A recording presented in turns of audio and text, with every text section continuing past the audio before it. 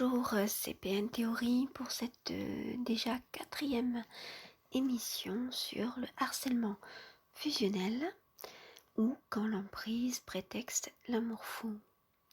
Donc vous l'avez compris, on parle de pervers narcissiques dans la relation amoureuse et de la façon dont l'emprise peut prendre la forme ou ressembler à un simple désir de fusion, à un simple amour passionné, tout simplement.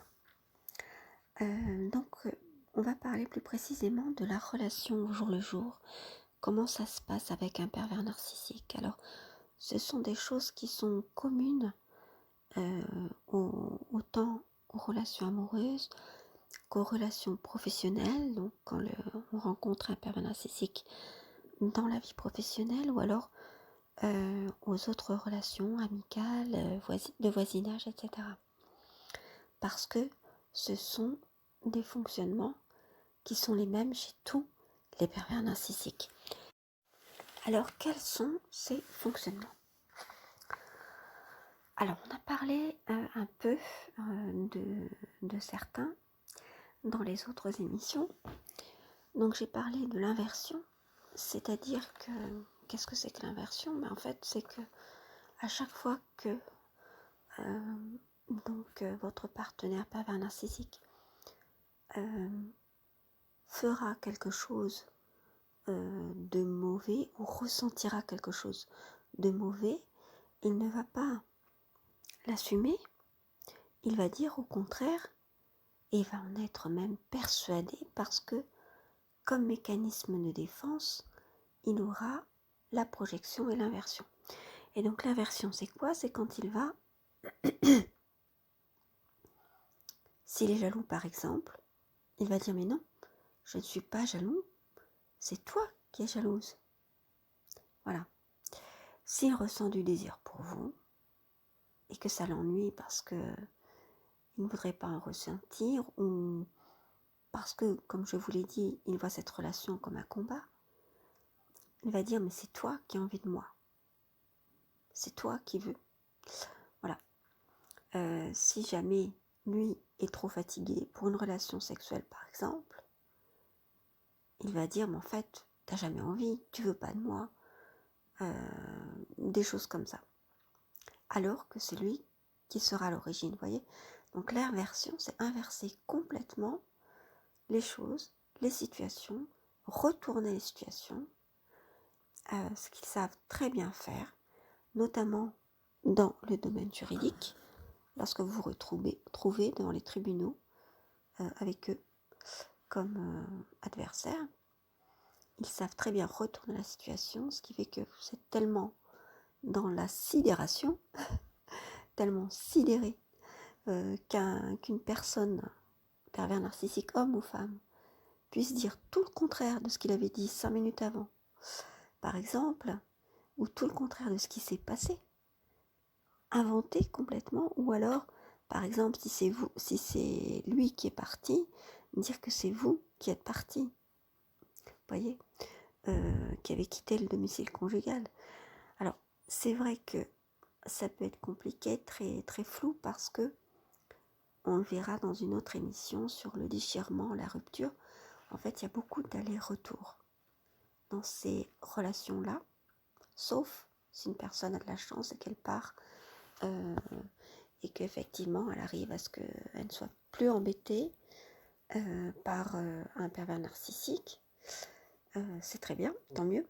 Mais généralement, il y a beaucoup d'allers-retours tant que la personne est toujours sous emprise et parce que si elle part, c'est que elle a considéré, elle a remarqué cette violence morale, ce harcèlement, cette perversion, qu'elle ne le veut plus, et donc elle part. Cependant, on peut partir et rester sous emprise. C'est là toute la problématique de la rupture avec un pervers narcissique, et c'est ce qui explique ces allers et retours. Voilà. Donc ça, je le laisse de côté parce que c'est pour les vidéos sur la rupture où on verra vraiment tout ça en détail. Donc il y a l'inversion, il y a aussi la projection, c'est-à-dire qu'il va projeter tous ses désirs, toutes ses intentions sur vous. Et alors par exemple, s'il a l'intention de vous faire du mal, ou s'il a envie de, par exemple, vous surveiller, d'accord, en surveillant vos textos par exemple, sur votre téléphone, etc., il va vous soupçonner de le faire. Voilà, c'est un peu l'inversion aussi, mais c'est dans le fait qu'il projette ses propres intentions ou ses propres désirs, ses propres volontés sur vous. Voilà, c'est-à-dire, ce n'est plus lui qui veut vous surveiller, c'est vous qu'il soupçonne de le surveiller, de vouloir le surveiller. Un troisième type de fonctionnement qui est assez récurrent, ou une pratique qui est évidemment inconsciente, c'est le fait d'agir par surprise, quand vous ne vous y attendez pas. C'est-à-dire que si par exemple, vous avez dit et redit que vous ne supportez pas par exemple sa sœur ou sa mère, etc., que vous n'aimez pas qu'on vous prévienne à la dernière minute pour une invitation, ou alors si cette personne apporte quelqu'un à manger par exemple le soir, eh bien c'est justement ce qu'il va faire par surprise, de manière à ce que vous ne pouviez pas réagir comme vous l'auriez fait. Ou alors ça peut être aussi de vous demander au dernier moment, tout ça c'est pour vous manipuler, hein, c'est en rapport avec c'est dans les techniques de manipulation de toute façon. C'est en rapport avec la manipulation, c'est-à-dire pour faire en sorte que vous acceptiez ce qu'au départ vous n'auriez peut-être pas accepté naturellement, c'est-à-dire si les choses s'étaient passées dans un laps de temps correct. Or là, il utilise la surprise, l'effet de surprise, ou l'effet d'urgence aussi, pour dire oh là là, il faut absolument que je parte, je suis désolée, on en parlera une autre fois, voilà. C'est-à-dire que vous vouliez parler d'un sujet, par exemple, mettre à plat un problème, et puis bizarrement, il faut qu'il parte absolument, il a un rendez-vous, alors je dis il, c'est il ou elle, hein, bien sûr.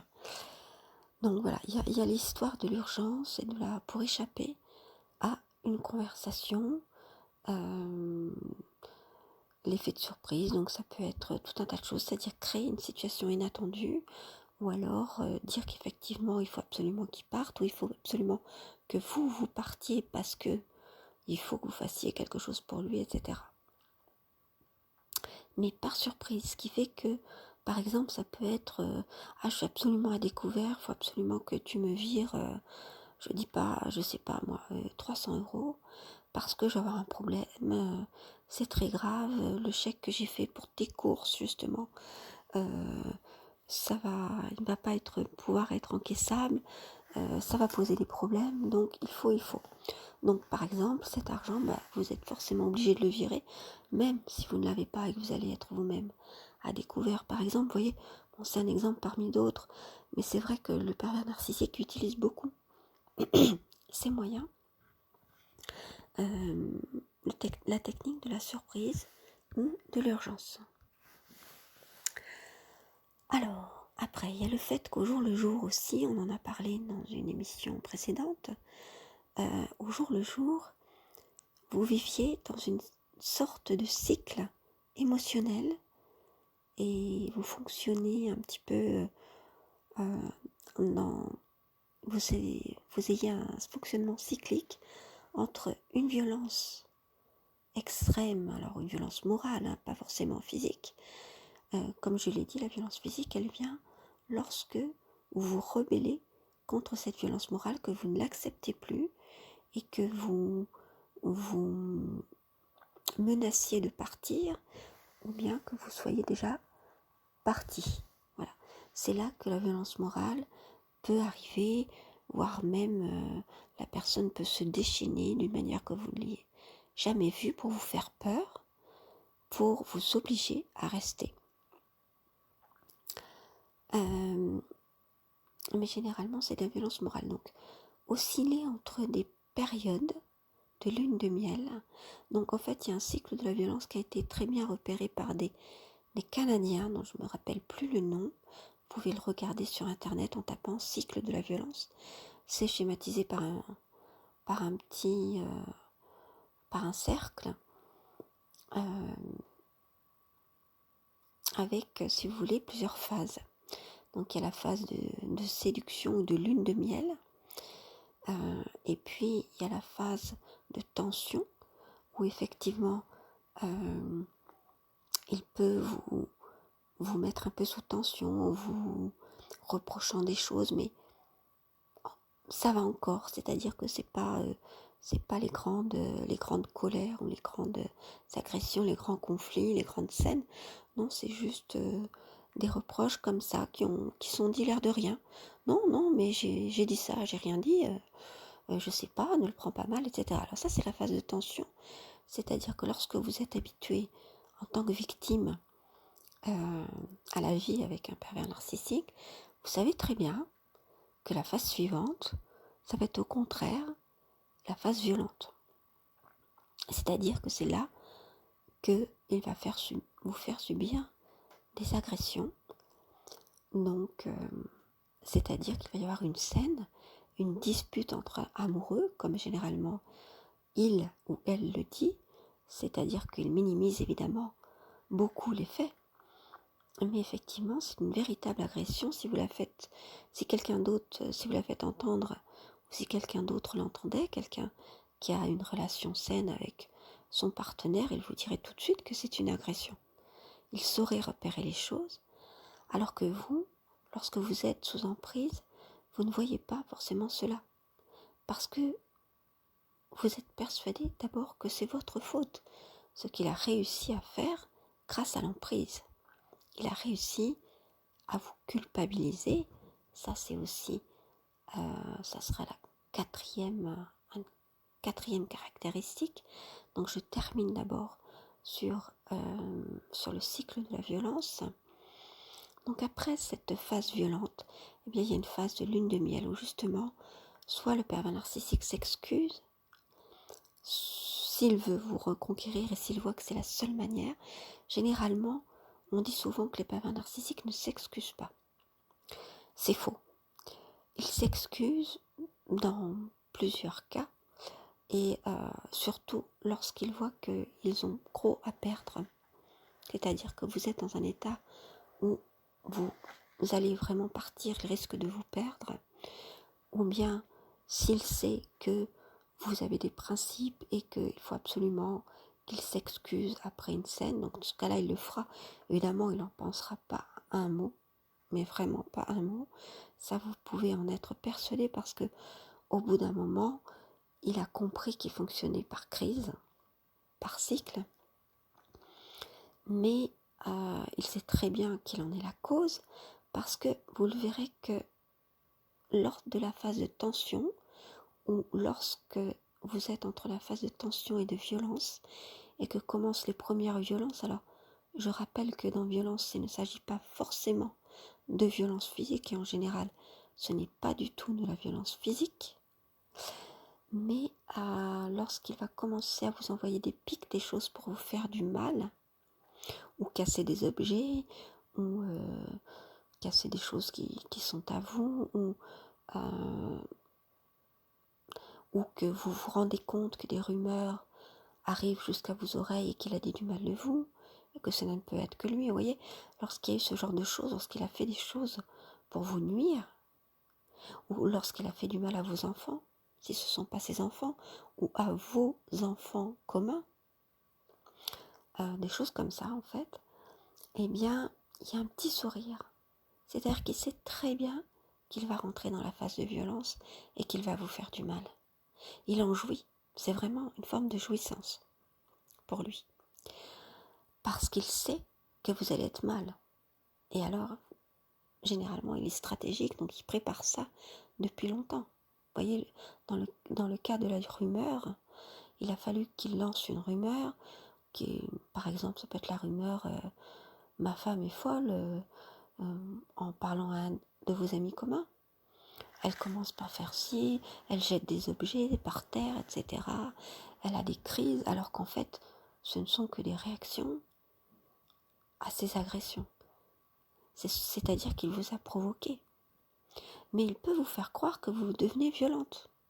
Et donc, mettre ça sur le compte de la folie et dire à l'un de vos amis communs, mais ma femme ou mon mari est violent, il jette des objets, etc. Alors qu'en fait, c'est lui qui vous a provoqué en vous disant des choses vraiment, vraiment affreuses, qui font que vraiment on ne peut supporter cela. Et que ce n'est pas du tout de l'ordre du conflit, mais de l'ordre de l'agression. Mais comme il vous a bien manipulé jusque-là, vous êtes sous son emprise, vous l'aimez aussi souvent. C'est le cas évidemment, sinon vous ne resterez pas avec lui, et vous ne resteriez pas avec lui, et donc, avec lui ou elle, hein. Et donc il y a ce petit sourire, vous pouvez vous rendre compte que justement ça lui plaît de vous faire du mal, et qu'il jouit de votre souffrance tout en faisant croire le contraire. Il va même à la fin jusqu'à dire vouloir vous aider dans les cas de détournement cognitif. Il veut passer pour le sauveur, mais tu as un problème, ma pauvre chérie, ou mon pauvre chéri, tu as un problème, il faut absolument que tu te fasses aider, ma pauvre. Là, tu vas devenir complètement dingue. Vous voyez un peu jusqu'où ça peut aller. Donc vous pensez que tout est de votre faute, évidemment, soit parce que vous l'avez provoqué, sa violence physique ou morale. Donc il vous dira, tu m'as provoqué, tu m'as énervé, fallait pas parler de ça, tu sais bien qu'il faut pas me parler de ça, déjà que j'ai des problèmes au boulot, voilà, des choses comme ça. Soit parce que lui va réussir à vous provoquer et pour vous mettre hors de vous, pour vous faire sortir de vos gonds, devant témoins si c'est possible, c'est-à-dire les enfants ou des gens de la famille, pour qu'ils puissent attester que vous avez bien été violente, que vous avez bien cassé des objets, que vous avez bien pété les plombs. Donc, vous avez un problème. Et dans ce cas-là, il pourra dire aux autres qui auront vu cela, mais qui ne connaissent pas toute l'histoire, que le problème c'est vous. Et que lui, il est victime. Et donc, il va essayer de se faire passer pour le sauveur en disant, bon, je vois que tu as craqué, je vois que tu as un problème. Écoute, ma chérie ou mon chéri, parce qu'il dit toujours, il enrobe toujours ça avec des mots gentils. Je commence à avoir peur, moi là tu me fais peur, hein. Il va falloir aller voir quelqu'un. Il faut que tu te fasses aider. Je sais pas, moi va voir un psy, etc. Ou alors, si tu veux ma chérie, on peut aller voir un conseiller, si ça peut t'aider. Alors, lorsque c'est un conseiller ou quelqu'un qui risque de se rendre compte de la perversion qu'il vous fait subir, hein, des agressions, il va vous dire, oui, je vais y aller, mais il n'ira jamais. Il y aura toujours des prétextes ou alors il va faire en sorte que ça n'aboutisse pas. Voilà. Donc voilà ce que je voulais dire pour le cycle de la violence. Alors une autre des caractéristiques dont je vous ai parlé tout à l'heure, c'est la culpabilisation. Alors, je l'ai un petit peu imagé avec l'exemple de tout à l'heure, où vous voyez bien qu'il essaie de vous faire culpabiliser, de retourner les choses en disant que le problème c'est vous, pour que vous culpabilisiez et que vous vous dites, non finalement c'est pas lui qui m'agresse, et peut-être que tout ça c'est dans ma tête. Vous allez vous poser des questions, vous dire mais en fait tout le problème c'est moi quoi. S'il y avait quelqu'un d'autre, si c'était quelqu'un d'autre qui était avec cette personne, ça se passerait très bien, et c'est ce qu'il vous fait croire. C'est toi qui as un problème. Je ne comprends pas que tu prennes mal quand je te dis ça, alors qu'en fait il vous agresse, parce que je le dis aux autres et ils le prennent très bien. Et alors, à ce moment-là, il prend exemple sur quelqu'un d'autre, un de vos amis ou une de vos amies, qui, elle ou qui, lui, prend très bien les choses et avec qui ça se passe très bien. Alors, souvent, il prend des exemples en expliquant que les autres sont parfaits, que lui, il est aussi, parce qu'il ne voit pas ce qu'il a fait de mal. Pauvre chéri, là. Il n'a rien fait de mal, vous voyez. Et donc, en fait, c'est vous qui avez vraiment un problème. Alors, comme il a su bien voir quelle était votre faille, il va faire en sorte que ça colle avec la faille, c'est-à-dire qu'il va exploiter cette faille. Par exemple, si vous avez un problème de poids, par exemple, il va dire que tout est de votre faute parce que c'est vous qui avez un problème de poids et vous faire culpabiliser là-dessus. Et vous dire que c'est pour ça qu'il n'a plus envie de vous, ou que c'est pour ça que les enfants ont honte de leur mère ou de leur père. Voyez, en gros, des choses comme ça qui sont vraiment horribles. Mais il va vous les dire d'une manière naturelle en disant mais je comprends pas pourquoi tu t'énerves, hein. Mais pourquoi tu t'énerves, pourquoi tu t'en viens à casser des objets comme ça, à tout lancer partout, parce qu'évidemment il va vous faire sortir de vos gonds. Voilà, donc j'ai listé là quelques petits aspects qui peuvent vous faire toucher du doigt ou faire identifier le fait que vous vivez une relation, alors oui, je vais dire une relation perverse, même si les psychologues disent que ce n'est pas une relation parce que ils ne vous considèrent pas, vous qui êtes la victime, donc comme une personne, mais comme un objet, effectivement, on pourrait le dire. Mais j'appelle quand même cela relation perverse, donc que vous êtes dans un environnement pervers. Voilà, ça peut-être vous mettre la puce à l'oreille si c'est le cas. Sachez que de toute façon, il faut avoir plus, c'est-à-dire si vous retrouvez une seule de ces situations, il faut vraiment qu'il y ait un faisceau d'indices, comme pour le harcèlement dans le domaine juridique, pour que vous puissiez vous dire oui, effectivement, je suis devant quelqu'un qui est pervers, parce que ça peut juste être quelqu'un qui est effectivement très toxique, mais qui a quand même de l'empathie, donc il faut vraiment, vraiment regarder les choses avec circonspection. J'arriverai pas à le dire, voir les choses un peu plus avec plus de discernement et vraiment prendre avis auprès d'amis qui connaissent cette personne et qui peuvent voir aussi si c'est le cas ou pas, vous renseigner bien sur internet et voilà, ne pas appeler pervers n'importe qui, voilà. Donc voilà, c'est terminé pour cette 4e émission. Je vous remercie pour votre écoute, pour votre assiduité.